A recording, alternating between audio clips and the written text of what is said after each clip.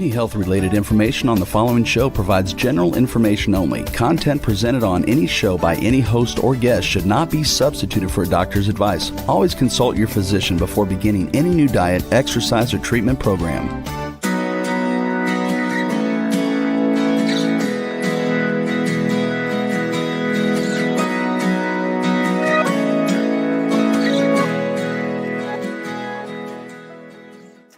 Welcome to the Accelerated Health TV and Radio Show. I'm your host, Sara Banta. I'm a wife, a busy mom of three, and the founder of the cutting edge and award-winning supplement brand Accelerated Health Products. This podcast is more than just a source of information. It's a community for you and for those looking to optimize their health.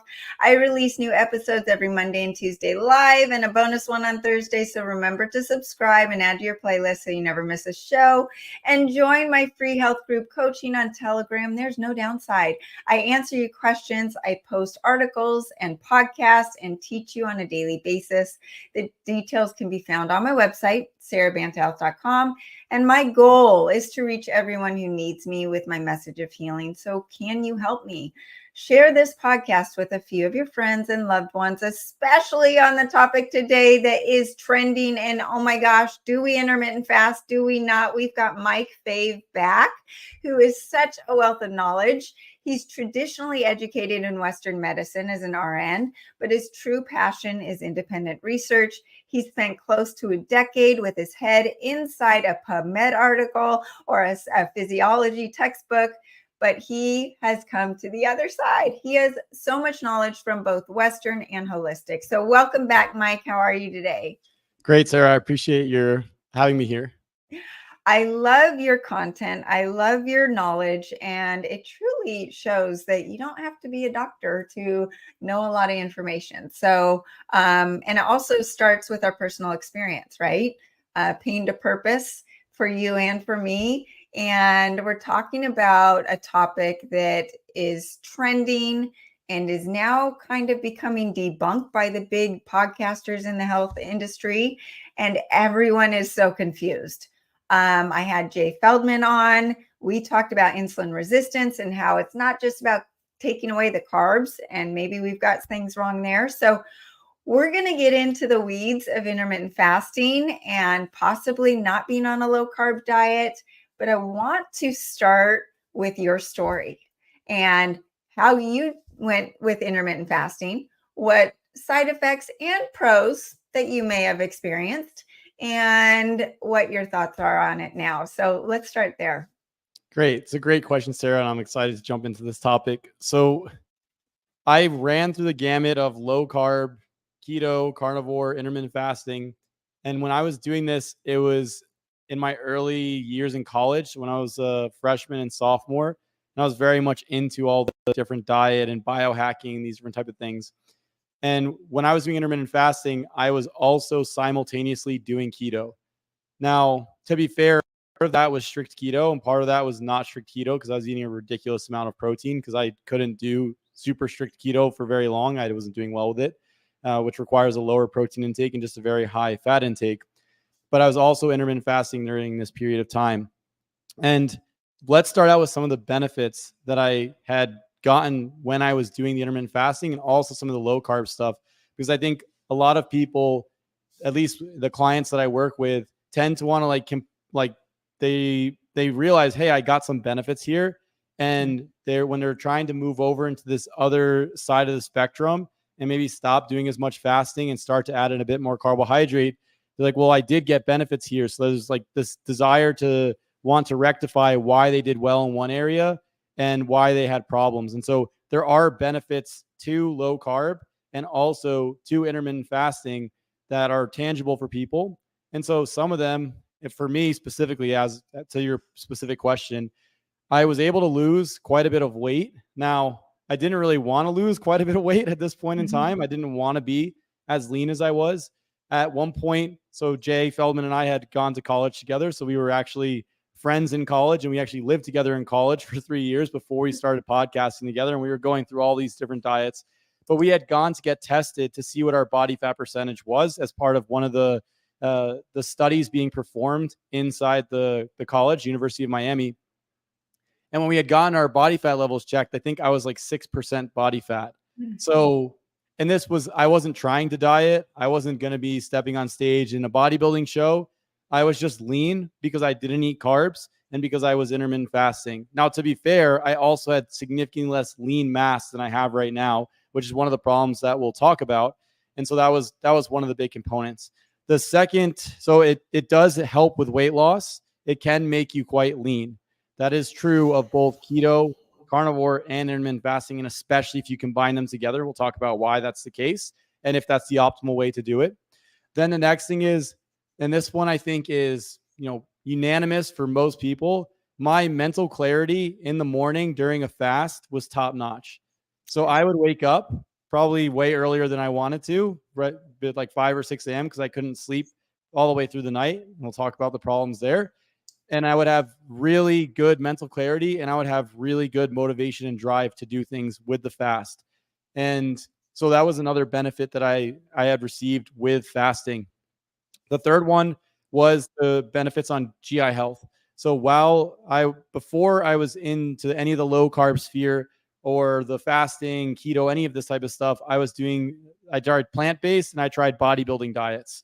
And both of those were kind of okay in a bunch of different areas, but I was getting a lot of digestive issues, especially on plant-based. And that's because I didn't tolerate legumes and grains and things like this and some of the nuts and seeds very well. So I was always dealing with bloating and gas, and my bowel habits were kind of all over the place. So when I started to do intermittent fasting, I actually felt like the bowels were like kind of empty, that kind of empty feeling that a lot of people describe and like, oh, this is great. And then I also didn't have as much bloating and gas, digestive issues. To be fair, cutting out carbs eliminates a lot of problematic foods because there's meat and vegetables. And the idea of FODMAPs was something I understood pretty early on. So that type of stuff made a huge difference as well. So it wasn't just the fasting, but the fasting also helped there. So from a digestive standpoint, from mental clarity standpoint in the morning, and then from a weight loss and leanness standpoint, things that actually improved when I did these specific diets. There were some other benefits that I got specifically to keto and carnivore, but I wouldn't attribute those specifically to fasting. So one thing I want to just add, because all of those benefits I experienced as well. One of the best benefits was my hunger signals. If I wasn't able to eat until 8 p.m., I could wait, no problem. But if I could eat at 5 p.m., great, no problem. My body was ready to eat when food was available, but there wasn't this like killer hunger that was overtaking my mind and my body. Whereas I have to admit, now that I'm not intermittent fasting, if I don't eat dinner, I have to have a snack at a certain time or I will get hangry and you don't want to be around me. So that is something that I'm playing with now and trying to figure out how to take care of that, because intermittent fasting does allow that mental strength and just the ability to not have those hunger signals. And yes, it helps with the GI. That I definitely experienced that. The mental focus, amazing. If I was going to do a podcast, if I was going to do, sit down and write an article, I always worked better if I was fasted. All of that was really good. And then, but the problem was muscle mass, right? And this is so interesting because when intermittent fasting and keto really took off, and you had people like Jason Fung saying, hey, when you're fasting, your body's not going to eat away at its muscle. It's going to just burn that fat. And it was such a great selling point, right? And I have someone in my life who's done an extended fast, did a body scan afterwards, and lost a lot of muscle during it, not a lot of fat. So that's one of those things that, is there even studies around it? And if so, what is the truth beyond what we were just told? What is the truth about body composition changes with intermittent fasting? Yeah, so I think this is a good point to segue into some of the problems that you run into with fasting. And so the reason I started out with benefits is because I don't want people to think that they didn't get benefits and try to gaslight them and have them feel like, oh, this didn't actually work, because it does have those specific benefits. But what we want to do with any single intervention for diet or supplements is we want to weigh the pros and the cons, and we want to be fully aware of what our risk profile is when we're doing something. And I think with the fasting and low carb stuff, there wasn't a lot of awareness around the pros and cons, at least in general, when it was being marketed to people overall. I think a lot of people found that they had those benefits, and then they're like, oh, this is great, this works. And then it wasn't until later that people started getting some of the detriments that we'll talk about with the lean mass loss and some of the hormonal problems, that they're like, oh, maybe I need to shift a little bit. And so let's talk about that now. So when you're fasting, and it really depends on the type of fast, right?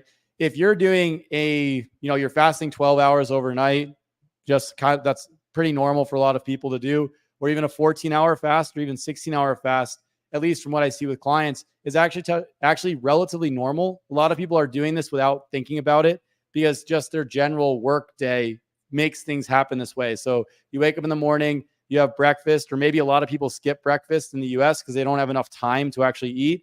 And then they have lunch, and then they have dinner, and then they're kind of fasting. Maybe they get a coffee in the morning from Starbucks or Dunkin' Donuts or something like this before they go to work. And so they actually wind up fasting to some extent. And so a lot of people are running like that. That type of fasting, while I don't think it's ideal, it's very different from doing like even single day fast or 3-day or 7-day fast, which are the other regimens that people talk about. So there's the intermittent fasting, there's different terms. So you have intermittent would be having a eating window, maybe 4 hours, 6 hours, 8 hours, 10 hours in a day. Usually for women, they do more of a 14-hour fast because the fasting is a little bit more difficult on the female hormonal profile. And for guys, they usually do a 16-hour fast in this setup. You also then have alternate day fasting, where you just don't eat for a certain number of days per week. And then you have these actually extended 3-day, 7-day fasts and things like this.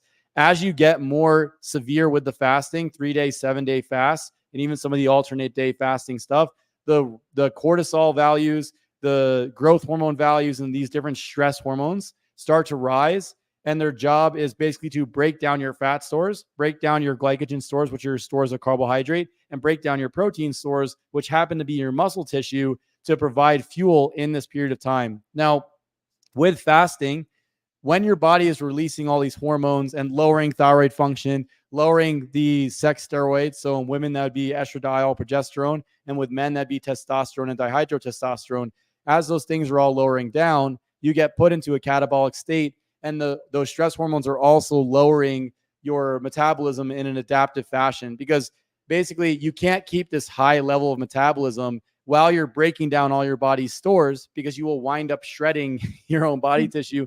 So you have to adaptively lower your metabolism. And so some of the things that happen is you will start to get that hunger signal will be adjusted downward. And so a lot of people, when they're in that fasting state, they do find, especially if they're doing low carb and fasting and keto with fasting, because you have a high satiety diet, lots of protein, lots of fat, not so much carbs, and maybe some fiber from vegetables, especially very low calorie, low carbohydrate vegetables like greens, that'll fill you up in a meal. And then you're not going to be hungry for hours on end. And because you're running on these adaptive hormones, these stress hormones, they will adaptively lower the appetite signaling over time. And so you're not going to be hungry. So it'll nuke your appetite, but it'll also start to either make it difficult to put lean tissue on. So for me, I could not gain weight for my life when I was doing fasting and when I was doing low carb.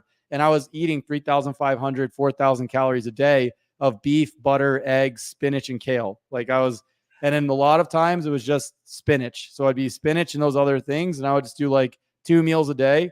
It'd be like 8 to 12 eggs. And then I would do a pound of meat. And then I have as much butter as I want between those. And then I would do 8 ounces or half a pound of spinach, sometimes a pound, cooked all the way down with each meal. So that's how I was eating when I was doing the low carb stuff. And I was just trying to hit all my nutrients inside Chronometer when I was doing it. And I would, maybe I have some liver here and there to get copper and some of these other components.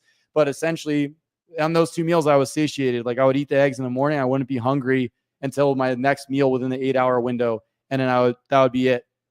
And so, but real quick, Mike, you still could not gain lean muscle. I mean, you still were eating plenty of calories, but it was because it was just within 2 meals and no carbs that you were not able to gain the lean muscle. So I want to just bring up this point because this is actually a pro for some people. If you're severely obese, you should think to yourself, okay, protein actually satiates me. And also intermittent fasting, I'm not talking about 1 meal a day or 3-day fast or anything like that.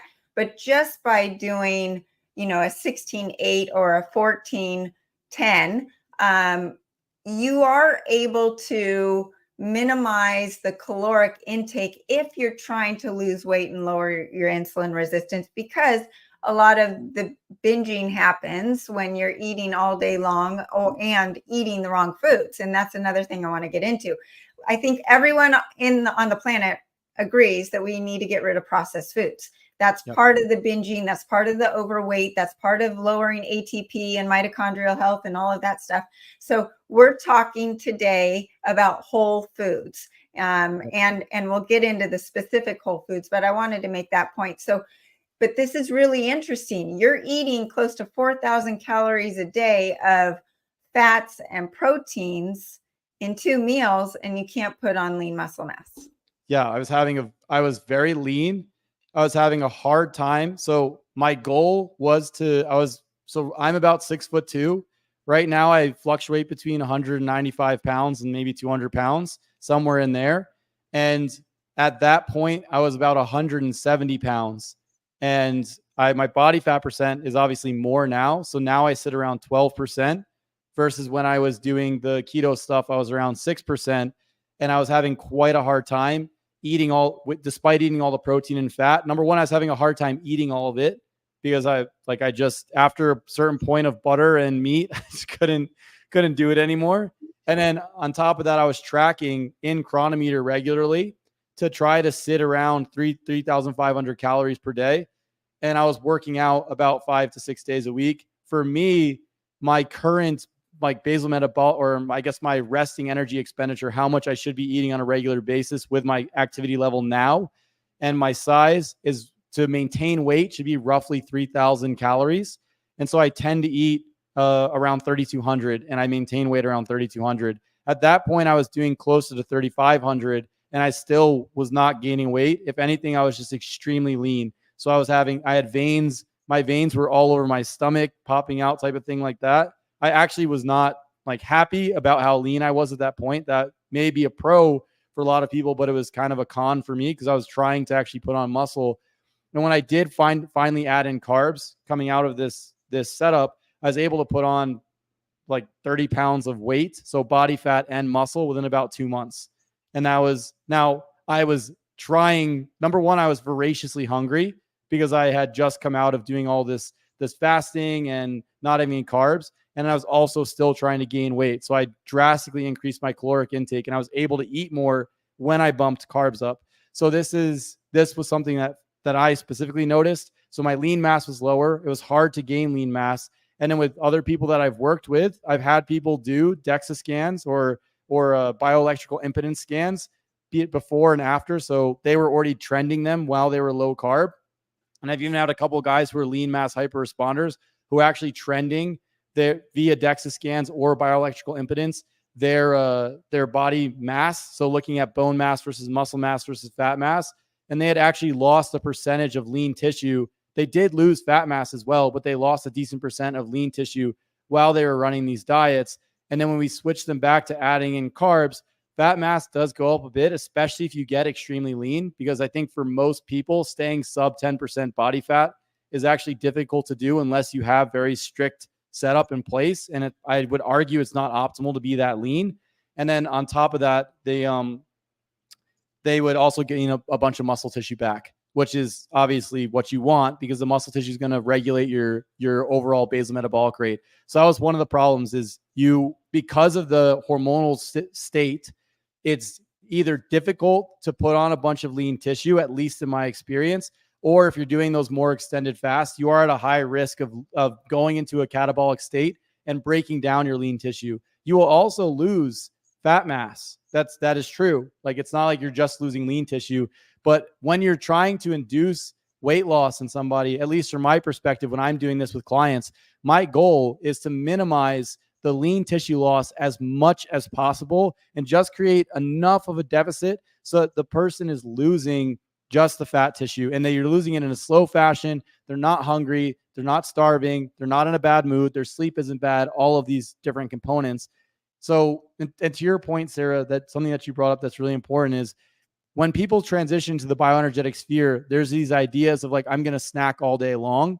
A lot of times when I'm working with clients, it's let's actually just have 3 or 4 square meals a day or 3 meals and a snack, and do not eat outside of those time periods, because there is effects on blood sugar of just plowing away at carbohydrate all day long and things like this. If you do find that maybe you're getting blood sugar dips or you're getting hangry or something like that, using carbohydrates strategically can be important. But we can also talk about there's a way to set up your diet, understanding the effects of protein and fat on satiety so that you can minimize those problems, especially overnight or in long gaps between meals if you have a crazy work schedule or something like this. For people who tend to binge, whether they have an eating disorder or they just, don't eat all day and then go home and eat and binge at night, I always tell them that the one strategy that I would implement is always eat your protein first. Because when you eat your protein first, I mean, who has ever binged on ribeye steak? Like, I can eat 2 ribeye steaks, but I can't eat 3. I could probably eat 3 pints of Ben and Jerry's though. But you don't, your brain says no. I love salmon, and I know we can talk about how fish is there's pros and cons to it, but there's a point where my liver says, oh, no more. I can't eat anymore, because there's so much fat in it that it just hits me and it tells the brain, don't eat anymore. So that is one strategy you can use if you're someone that says, well, I'm intermittent fasting because I'm trying to control how much food I put in my mouth. That is a way to minimize that need or that desire to binge. And unfortunately, our food system has been set up to teach us how to binge, to tell our brains that we're addicted to this food, and to override our natural food sensations in our body to just continue to eat. That is what processed food is meant to do. That's why we got to get it out. You're not going to binge even on a baked potato, right? Try to eat 2 baked potatoes without butter and salt. You're not going to. So that was just something I wanted to mention. But going back to when you started introducing carbs back into your diet and you were able to put on some mass, did you lower your protein and fat intake as you were adding in the carbs, or did you add them on top of what you were already eating? So when I first transitioned over, I made a mistake that I think a lot of people make.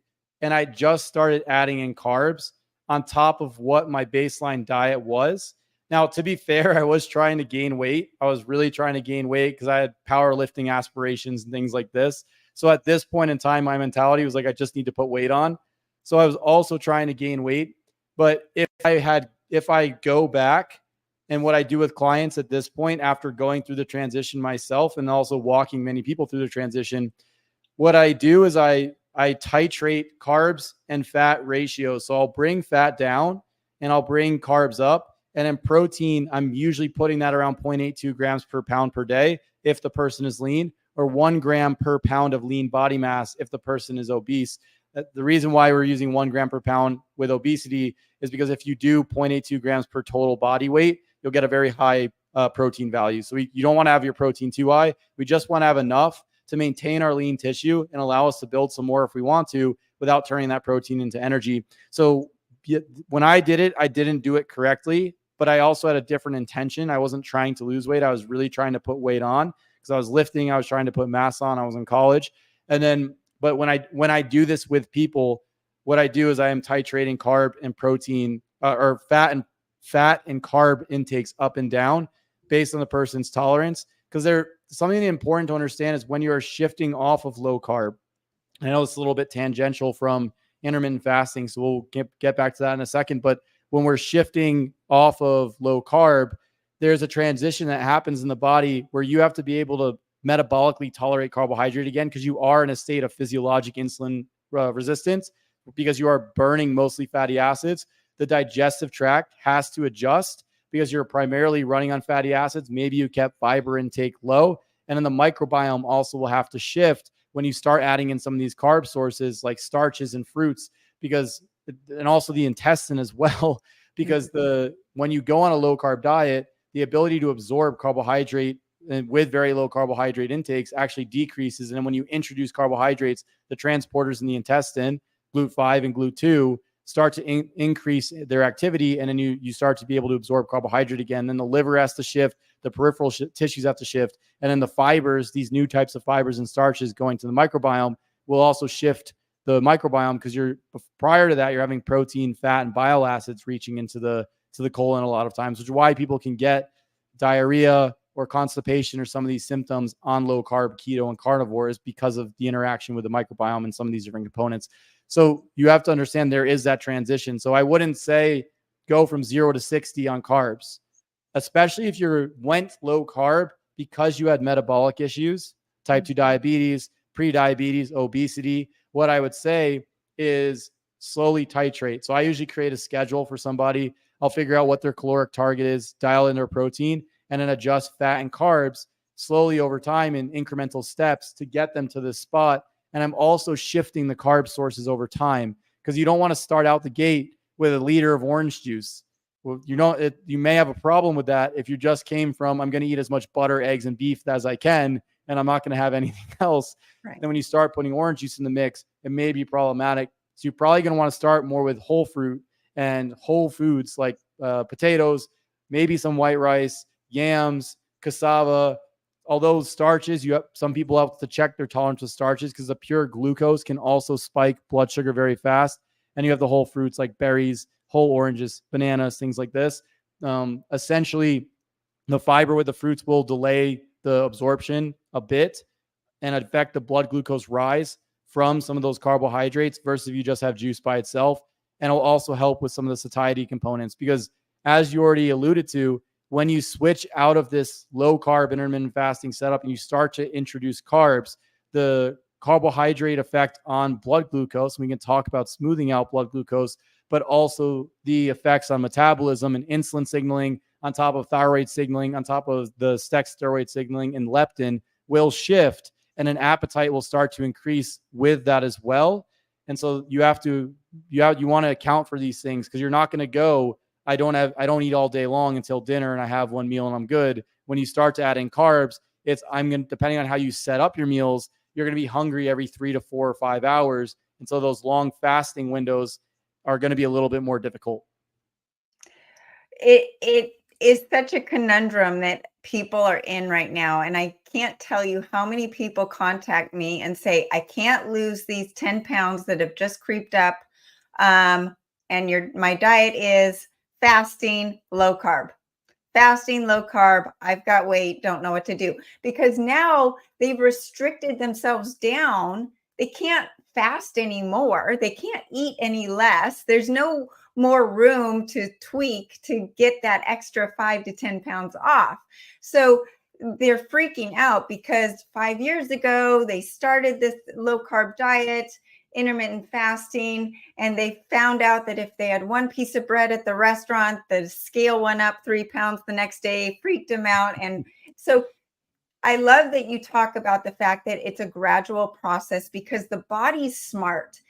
It only strengthens the muscles that it uses. So if you don't have a need to break down and process carbohydrates in the gut, then it's going to get rid of all of the things that need to do that and focus on the things that need to break down the fats and the protein. So when you throw in that food that it hasn't seen for a year, there's going to be what's going on here? I need to change some things. So that's why you do things slowly and in a very specific way. So there is a method to this madness. Before we get into the method and the more specifics, I want to talk about thyroid, because thyroid health is suffering more than ever before because of stress, because of endotoxins, because of radiation, because of GMOs, oxalates, all of these things that are taking down thyroid health and a lack of iodine, which I talk a lot about.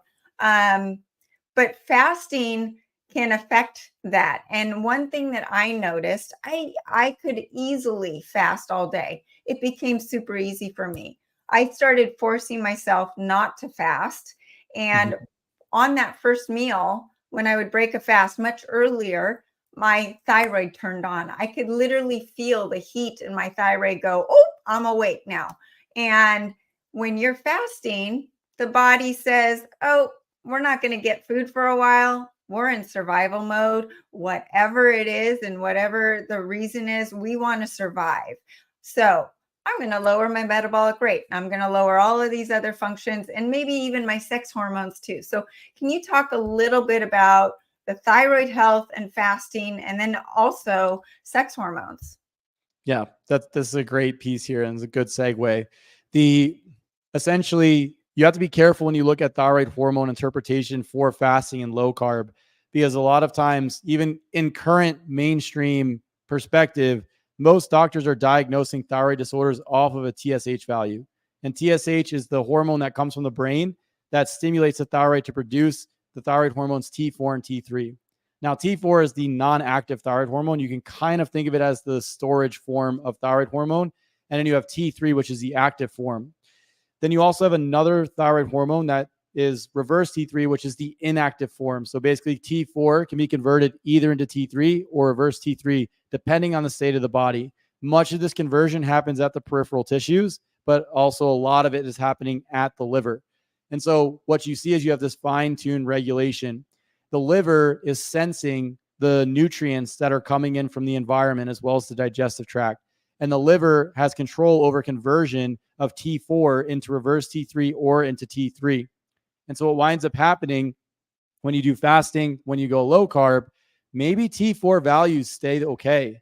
And maybe TSH values, the signal from the brain to the thyroid, are okay. But T3 values are known to drop. And the reason why is T3 is the active thyroid hormone. It's that step on the gas pedal that says, hey, increase your metabolism, bump up your metabolic rate. And if you don't have carbs coming in, and if you're eating less calories overall, or you have a truncated eating window, all of those things are signals to your body to lower metabolic rate. And this is obviously, that would make sense, right? Like if you don't have a lot of fuel coming in, you don't really want to rev the engine. So the general idea is to bring things down. And so when you undergo these different processes, that adaptive down regulation in the body's hormonal state from thyroid perspective is one of the major pieces. It's thyroid, there's leptin, and also serotonin are involved in some of these processes. And also there's like a whole litany of hormones that are shifting around. And basically the thyroid's coming down, leptin signaling is adjusting, and then you're seeing the rise of these other hormones, that cortisol, growth hormone, adrenaline, glucagon, that are basically driving the breakdown of body tissues and the utilization of your body's stores, and then lowering the metabolic rate as well. And so one of the major ways it's working through is through that lowering of thyroid hormone function, which is what you would traditionally expect in this context. And so I think a lot of people are losing a ton of weight with keto, with fasting, with low carb, with carnivore. But what happens is over time, you start to dig into those stress pathways and you hit a wall. And when you hit a wall, it's related to the lowering of this thyroid signaling, the driving of some of these other hormones. Now, it may not be that the cortisol values get super high on some of the things. It could be a shift in metabolism of some of these components where you're reactivating some of these hormones. So cortisol, as an example, or growth hormone, can be inactivated. So the body can metabolize them into inactive forms. But you can also have a reactivation through certain enzymes so that you can see the shift in some of these dietary states where these hormones are being kept around longer. They're not being excreted as much because the body is trying to actually deal with and manage this state, right? You don't want to have to keep producing that same hormone over and over. So you're just going to reactivate it over time. So you have all these shifts going on. Thyroid's coming down. The stress hormones are coming up. The reactivation of these stress hormones are coming up. And the bigger the stress or the longer the stress, as an example, with fasting, 3-day, 7-day fast, the more you see this increase in these stress hormones.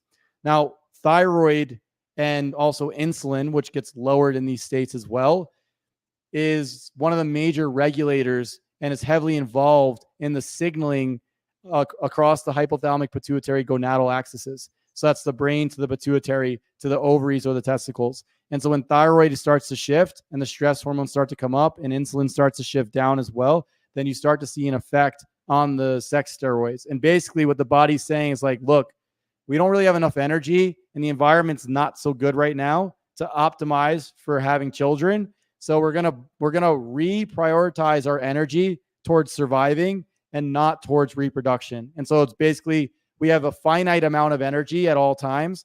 And we have to, depending on our states, that energy supply could be larger or smaller. And we have to partition that energy effectively. Our body is budgeting our resources through these hormonal systems. Which makes sense. It's all about survival, right? It's like our bodies are so much smarter than we are. And our brains are just trying to like get rid of one macronutrient to make it easier to focus on how to get to a weight loss goal or getting rid of our chronic disease. And unfortunately, it's not that simple. And there's good carbs, bad carbs, good proteins, bad proteins, good fats, bad fats. And when your thyroid being the master endocrine gland, it's going to tell it, if it decides it needs to shut down, it's going to affect the adrenals, the gonads, and, your overall health. Liver health. So here we are, intermittent fasting supposed to be good for the liver. It's supposed to be good for autophagy. It's supposed to be good for cleaning everything up. What about those benefits of fasting? Are they real? Is that myth? Somewhere in between? So there is truth to lowering of, so there's a pathway in the body called mTOR, which is mammalian target of rapamycin.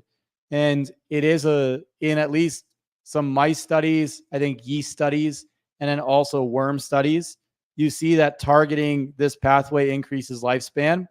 And when you fast, at least if you don't have amino acids and carbohydrate when you fast, if you just had fats, which is why the bulletproof coffee was a thing, right? Because it was just fatty acids, MCTs, and maybe butter, which was some long chain, medium chain, short chain fats. You don't trigger that pathway. And so when you don't trigger that pathway, it basically lowers growth signaling in the body in general.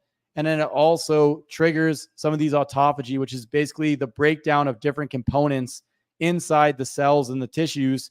They call it, the general idea, I think that people would associate it with, is like a cellular spring cleaning. And so fasting can do these types of things. But I think long term, we have to understand, like, why would the body start to go and catabolize these different components? And I think it's because you're seeing this lack of substrate coming in. So my interpretation of this is that you're also seeing the body going in and starting to like cannibalize different components that maybe aren't being used. As a byproduct of this, the idea is that when you break down some of these cellular components and some of these cells that are problematic, it has a house cleaning effect on the entire body, gets rid of senescent cells or gets rid of damaged proteins in the body. But at the same time, like, can you have this without necessarily triggering this fasting setup? And then also, is there repercussions on the other side of actually running this fasting, which we're talking about in terms of the hormonal effects overall, and like this loss of lean tissue as well, because you're moving to a generally catabolic state. So we have to weigh that, we have to balance these two different components. And that's why you see people, as an example, like Dr. Peter Tia, who's come out, I've made a video on this on my YouTube channel, where he basically is like, yeah, I lost 20 pounds of muscle tissue running this fasting regimen over a 3-year time frame. And then he's saying, some of the health metrics he's looking at were okay, but he's even admitting, like, yeah, his thyroid function and his androgens weren't doing so hot with this. And he's just saying, well, maybe these hallmarks of aging, these mTOR signaling got better, but we don't actually have the testing ability right now to determine if those metrics have gotten better or not. But what we are seeing on the other side is a loss of muscle tissue. And we're also seeing this, negative effects on the hormonal profile. So it's kind of could you get some benefits from autophagy from fasting, or could you lower some toxic components coming from the gut if you're dealing with gut issues with fasting? I think that there is a good case to be made that there's some components of here that actually have some merit from these states, but we need to take that into consideration with the entire picture of the negative effects on the hormonal profile and then the overall catabolic effects that you also see with this setup. And then the other component is just so like say somebody wanted to lose weight and that was one of their primary component reasons for fasting, right? And I think a lot of people are moving towards a fasting regimen because of improvements in blood markers for hemoglobin A1C, blood glucose, insulin values, cholesterol values, and then they also are trying to lose weight. So the other question I have in my mind, besides the autophagy piece, which is hard to actually determine if that's occurring at this point in humans, is can we do this improvement in metabolic profile and weight loss without using fasting? And the answer is we can. And then also, can we do it without trashing our hormonal profile and also losing a bunch of lean tissue in the fast? And the answer is we can. Now, the difference between the fasting regimens and these other regimens where essentially you're managing your macronutrients and your calories is fasting is just an easier implementation method, because it's like, yeah, I just won't eat for a day. I won't eat every other day. And so it's like you are automatically going to enter into a huge caloric deficit, because if you have to eat 2,000 calories a day and you miss 3 days of eating per week, you're in a 6,000 calorie deficit averaged over that week. So right. Yeah, you're going to lose weight and you're probably going to improve some markers, especially if you have a lot of body fat. And so that's where I think a lot of people are seeing some of the benefits with their markers with fasting is they are, number one, when they go on these fasting regimens, improving their overall diet quality. Number two, if they have gut issues, they may be improving what's going on in the gut by minimizing some of the components and fermentation patterns with what's going on in the gut. Number three, they are putting themselves in a caloric deficit. And if you have metabolic dysfunction, so basically your ability to take fuel and convert it to energy is impaired, and then you start to, like, you're still shoving a bunch of fuel into the system, and that maybe that fuel is not so good. Maybe you're running on diesel and your car uses gasoline. Well, you're going to start producing a lot of smoke and problems in the system. And so what winds up happening is when you remove that fuel supply, the system is like, ugh, and it can take a little bit of a break, and then you can start to see some things improve. So there's ways to set this up where it's not so like, wow, this is so difficult to do. And you can still like live in regular normal life and lose the weight and improve metabolic markers without having to like not eat for an entire day or do 3-day fast or 7-day fast.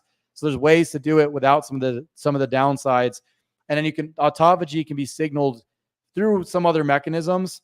But you can also, like, even if somebody was to do an intermittent fast, that would still be not as bad if you were to do 3-day or 7-day fasting. And most people that I'm working with are doing around a 12-hour fast, maybe a 10-hour fast. And if they do wake up in the middle of the night, they'll have maybe a little bit of some carbohydrate to help them get back to sleep. But in general, when you're structuring 3-4 meals a day, 3-4 hours apart, you're still going to have some fasting window, maybe not enough to fully trigger all the autophagy, but can still get some of the other benefits from the fasting component, especially if the diet is set up right in the other ways. So, Mike, before we came on, I was telling you about my 3 grown children that are in they're now 2 of them are 20 and older. But when they were babies, there's a great book called Baby Wise. Get it when you're ready. And what it talks about is scheduling the baby's eating windows and to get them on a schedule to get them sleeping through the night. The human body wants to know when it eats, regardless if it's intermittent fasting or if it's eating, a 12-hour window. And the point of me saying this is that once you get into a regimen, your body's going to crave that regimen. And you change the regimen, it's going to change the brain and change the gut. Yes, where am I going with this? With the gut healing, that is a major pro to intermittent fasting, because if you're not absorbing the nutrients you're taking in, then what good is it doing you anyways, right? Besides, it's not being converted into energy. And that is the goal, for food to turn into energy. And there's this gap between food, energy, right? We want to bridge that gap to make it convert 100%. So beyond that, my point is routine is huge. But the scheduling is huge. Whatever you decide proactively what you want to get to incorporate the right foods, the right carbs, the right proteins, the right fats. And I can't believe it. I could go on for 3 hours with you because we didn't even get into the fats and the proteins and the carbs that I wanted to talk about. But then you have that in a regimen, then your brain just knows it and the cravings go away, is my point, right? So when you don't feed a baby on a schedule, they will cry all the time because they don't know when they're going to get their next meal. When they are on a schedule of eating every 2 hours or 3 hours or eventually 4 hours, their brains will tell them it's not time yet. It's not time yet. I'll wait. And I'll cry 10 minutes before the clock is going to hit. And it's amazing how even babies will do that. So I just wanted to touch on that a little bit in the way the brain associates with food and timing. Our circadian clocks and our food clocks have been completely screwed up by modern society and light and cell phones and processed foods. So we're not in touch with these internal clocks. So I just wanted to touch on that. Mike, we have 1 minute left, and can you just touch on PUFAs? There's such a big conversation. We're going to have you back on, but why it's so important to stay away from foods like those when it's about energy and cellular energy and ATP, which is the goal. Okay, perfect. I'll try to tie it into the fasting too, so it stays with everything. So essentially, the polyunsaturated fatty acids are a very unstable type of fatty acid. There's two groups, omega-3s, omega-6s. Mostly what people are getting inundated with now are the omega-6s from seed oils. And they are the precursors to pro-inflammatory mediators across the body. These are the eicosanoids, leukotrienes, prostaglandins. So these cause inflammation in the body. The body takes these omega-6 fats and converts them into these inflammatory mediators through enzymatic function. So the lower supply you have, the less dynamite you have in your cells. If you have a spark, it's less likely, if you have less of it, you're going to have less of an explosion. So less inflammation. That's a general idea. And you do need the spark to trigger that conversion process. Usually these are stored in fat tissue, so they're shoved away into fat tissue, but they're also incorporated into cell membranes. And since they are very fragile, when you incorporate them into cell membranes, if you have damage, stress, different problematic effects on the cellular structure, then you can trigger this lipid peroxidation or this damage to these lipids, and it creates a chain reaction across the membranes and causes problems for cellular function and structure, and also mitochondrial function, very specifically, because the major source of these reactive oxygen species in the body is in the mitochondria, where energy is being produced. So where you're getting the most smoke is at the engine, which is the mitochondria. So basically, if you incorporate tons of these PUFA into the tissues, that can impair your ability to actually, or theoretically, the idea is that it will impair your conversion of the foods that you take in to energy in the mitochondria, because of the damage that can happen from the mitochondria producing energy to their own membranes if they are saturated with these polyunsaturated fats. And so part of the benefits that you can get with fasting is if you have, and again, like there's other ways around this, which we didn't necessarily get to, but it's okay. If you have a bunch of damage to your metabolic structure and you're not taking the fats and the carbs and converting them appropriately to energy, then when you remove a little bit of that supply that maybe is jamming up the system, you get a log jam of substrate of fuel, then it helps to take some pressure off of the system altogether. And so I think a lot of people find benefit, especially transitioning from a standard American diet to the fasting low carb paleo setup, because you have better food quality and you're taking a little bit of the load off this engine that's a bit damaged in terms of the fuel feeding in. And then on top of that, you have this, you're not taking in these problematic components, whether that is the processed foods loaded with heated polyunsaturated fats, which are pretty terrible because once they're heated, they're pretty damaged, the industrial additives, or the effects of these things on the microbiome, which leads to the endotoxin production. So I think that people do get benefits from fasting, and there's reasons why, but I think we don't have to, there are some downsides to fasting that we discussed. And so what I think overall, what we want to do is try to figure out ways that we can get the benefits of fasting, which we didn't get to touch on here per se, without necessarily having to get the detriments of fasting with the hormonal system, the hormonal effects and the loss of lean mass effects over time. Well, sounds like you're going to have to come back because there's so much more to talk about. Mike, where can people find you? They can find me at my YouTube channel, Mike Fave, and they can also find me at my website, mikefave.com. You guys definitely check him out. His podcasts are amazing. They are in layman's terms, but get super sciencey as well. So thank you, Mike. And thanks everyone else for tuning in today. If you need my help, you know where to reach me at sarabantahealth.com. Happy to put together a protocol for you. And join my free group coaching on Telegram. There's no downside. I share daily tips and tools to improve your health. And I answer your questions. You will be supported by an amazing group of people. And there's more information on my website. Don't forget to follow me on social media, Accelerated Health Products, and catch this podcast and all my podcasts on over 100 platforms, including Spotify, iTunes, and iHeartRadio.